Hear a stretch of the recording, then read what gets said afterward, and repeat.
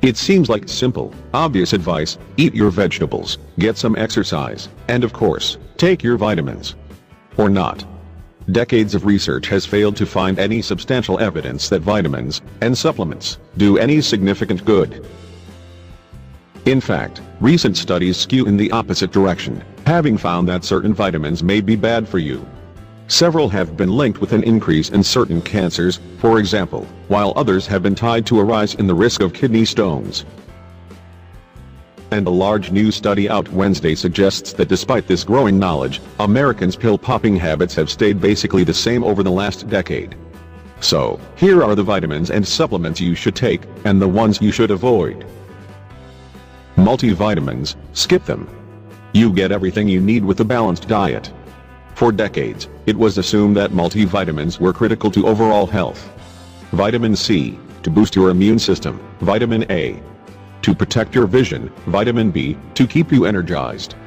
Not only do you already get these ingredients from the food you eat, but studies suggest that consuming them in excess can actually cause harm.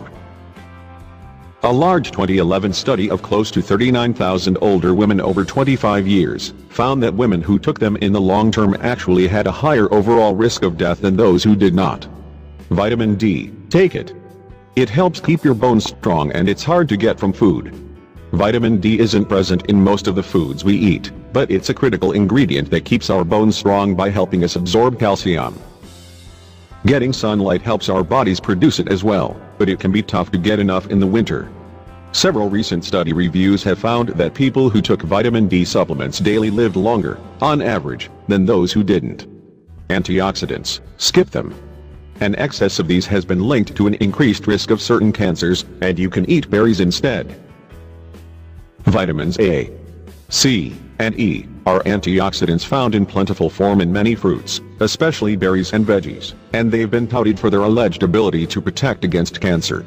But studies suggest that when taken in excess, antioxidants can actually be harmful.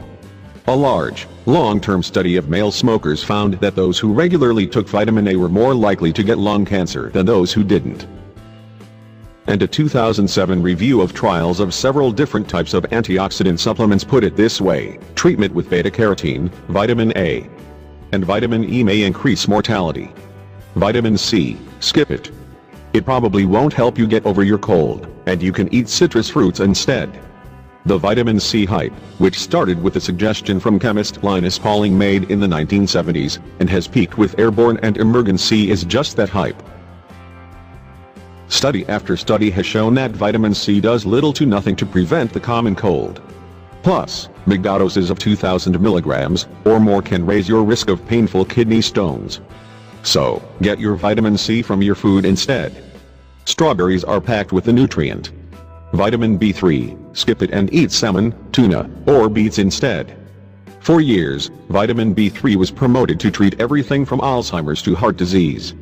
But recent studies have called for an end to the overprescription of the nutrient. A large 2014 study of more than 25,000 people with heart disease found that putting people on long-acting doses of vitamin B3 to raise their levels of good, or HDL, cholesterol didn't reduce the incidence of heart attacks, strokes, or deaths. Plus, people in the study who took the B3 supplements were more likely than those taking a placebo to develop infections, liver problems, and internal bleeding. Probiotics, skip them. The science isn't advanced enough yet for them to have a significant benefit, and you can eat yogurt instead. Probiotics, pricey bacterial supplements that can cost upward of $1 per pill, but are found naturally in smaller amounts in yogurt and other fermented foods, have become a big business with a market of roughly US $23.1 billion in 2012.